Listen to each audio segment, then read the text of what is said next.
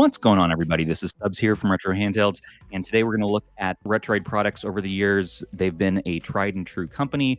While sometimes they take a while to ship and get to you, once you have them in hand, man, they really just can't be beat. From the software experience up through longevity, and just that feeling of retro, the love towards retro gaming you can feel is put into these products, puts them a cut above many other companies. So let's go ahead and dive in and take a look here. So starting things out with the original Retroid Pocket 2. This one was the original love. This was the thing that sort of got me personally hooked into this entire scene. And my negatives with this are that the joysticks don't click in. You have super short travel. Everything's clicky on this first model, but nevertheless, this was still a pretty great handheld for its time. It did lack a touchscreen, but it was that first idea, and that led Retroid to make the 2 Plus. Now, this is a fantastic RP2 shell that's been modded with that RP2 Plus PCB upgrade. They do not sell these anymore, but you can still find them on some websites like AliExpress and Amazon, so I will make sure to leave a link for you all. This is a fantastic handheld, an upgrade in every single way.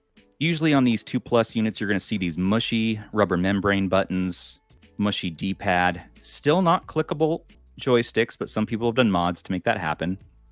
Really good feeling shoulders that are the same as the RP2. A better software experience. You have that upgraded chip for that T310 chip in here. And that's going to run all the way up to even some GameCube and PS2, which is really nice. Then you have the 3 and the 3 Plus, which I only have a 3 Plus here today. But it's the same basic idea on the 3. More that analog feeling. They feel really, really great in hand. The 3 Plus defaults to this mushy membrane style face button with the best D-pad to date. This is clicky and my favorite version of the clicky D-pad, similar to the AYN Odin's D-pad. Now, on the original 3, you're going to find clicky face buttons, so if that's more your thing, go with that. They do have upgrade kits, though, to swap buttons all around, and these are the ones that you can drop these Hall joysticks in if you prefer that experience to not have any stick drift. They also include a kit to install these when you buy them, so I do recommend these. It is a bit of a project. It can be a little tough working and getting into these handhelds, opening them up, so just move very carefully. Watch a YouTube video on how to do that. We have a few on our channel as well, so check those out.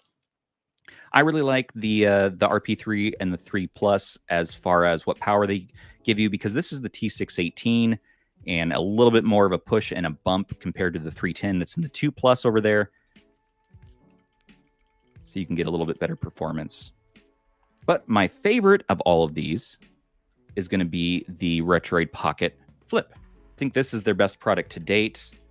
They made it into a clamshell design, which is great for pocketability. You don't really need a case. You can just carry it kind of as is. You have clicky L1 and R1, which are really well done, and then L2 and R2. Now, I have noticed since reviewing this product recently that not always consistent, though, on the L2 and R2. So L2 on this one in particular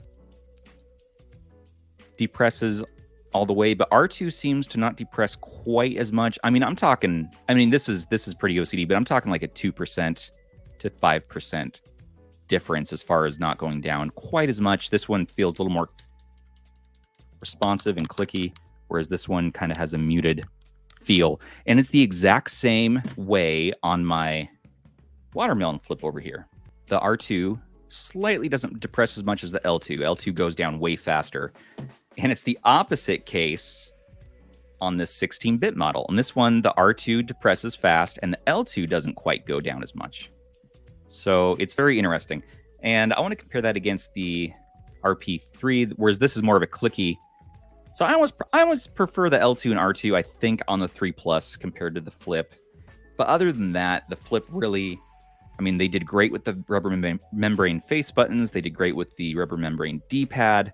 I do prefer that clicky, so I wish we could have had that from the 3 Plus. And you moved on to these sliders. So they're clickable sliders as opposed to the original RP2 and 2 Plus that had a digital slider on the right and then a non-clickable analog on the left. And these had caps that would pop off constantly for people. So you would lose those and have to buy them. They're only about 50 cents on the website, so not super spendy if you need to replace them. Maybe a few bucks total, but plus shipping. All in all, each iteration has been greater than the last. And I think it culminates for me in the Flip. This also has that T618 processor in it, so it's going to be the exact same performance as the 3 Plus. This does have an active cooling fan in it, though, and that's great if your hands get warm while playing. It doesn't help with performance at all as far as testing goes, but it does help keep the unit nice and cool, because that T618, while giving you more performance, the downside of that is it's going to get a little bit hot when you push it to the max. Now, let's move on to size and ergonomics here. So, yeah, you know what? The 3 Plus just is a really nice size. I kind of wish it was a 4.3 like the 2. All in all, not too bad. It feels good. I noticed for me in my hands, this stock experience doesn't feel great playing long term. And so that's where you can get this ergonomic grip. And that's also being sold on Go Retroid's website. And that slips in just like this. Matches this beautiful Baja Blast colorway. Now that's feeling a lot better. I really like the Ergo grip on the 3 Plus. That is the perfect feeling. You can reach the joysticks easily, which was a complaint for the Ergo grip on the watermelon here. Is that it's tough to now reach these analog sticks, and so I'm not ultimately a fan of the grip on the Flip grip. Say that 10 times fast. It's nice. I think if you're not going to use the analog sticks, I think it's going to feel great. But these sliders just aren't super comfy when you're using the grip. Overall, though, I really enjoy the feeling of the grip with the 3 Plus. I think this is the best combination, especially since look at that grip, how it matches color-wise. It plays off the blues in the shell a bit. I think that's going to look great. Maybe we'll turn this one on for a second. And I want to thank, too, Feral Gal, who this is going to. Thank you for letting me do this video with this before I ship it off to you. I'm going to include the grip, and also I'm going to include these Hall sticks for you, so you can do that upgrade if you want. The Hall stick, as far as the feeling goes, by the way, it feels exactly the same. So what you're gaining with this really is just the fact that you're going to have no stick drift.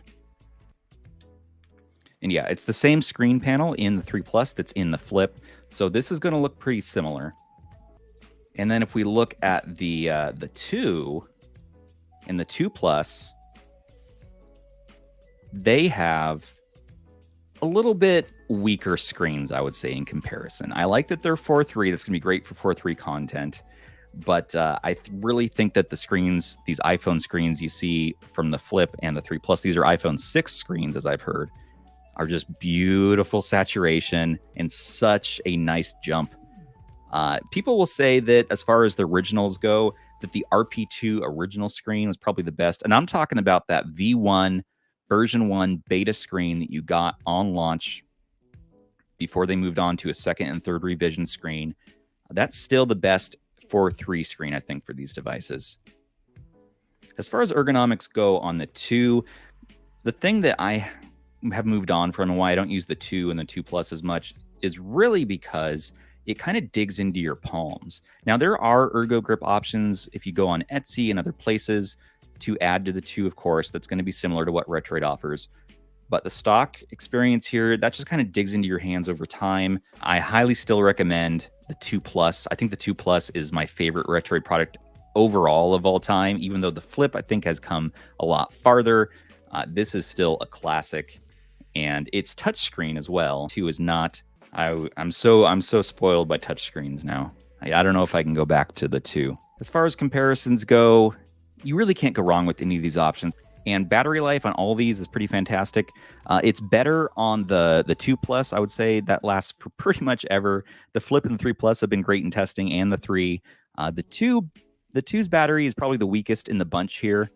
They made a big jump in the 2 Plus that handles battery life efficiency so very well. I love that all of these have the ability to be docked in a way. And check out bellsretro.com if you want to see some great docking options. But you can plug these into your external monitors, into TVs, and consoleize any of these. They even have a consoleizer kit on the website that you can use to consoleize maybe the RP2's parts and make it into a full-on experience, which is really, really nice. Flip. People have mentioned on Reddit that their spring in the L2 and R2 have gone bad, and the fact that I'm not getting a consistent feeling on them worries me a bit. So you might need to open this up and firm those up a little bit. So maybe we should do a video where we dive in, open up the flip, and take a look at what's going on with L2 and R2 and these analog controls here. Price-wise, you're going to find these across the board from $50 from the 2 all the way up into the $200-ish range for some listings for the flip. So just keep an eye out for deals. As far as availability goes, the 3 Plus and the flip are the ones that they're pushing. So these are easiest to come by direct from Retroid. It will take a few weeks to ship. But this has been a look at ergonomics and the feeling of these devices. What do you all think? Let me know. What's your favorite device ergonomics-wise? And I want a special thanks out to the patrons and our subscribers. We couldn't do this without you. Thank you for supporting us. And everybody, just thanks for watching. Take care of your handhelds. Take care of each other.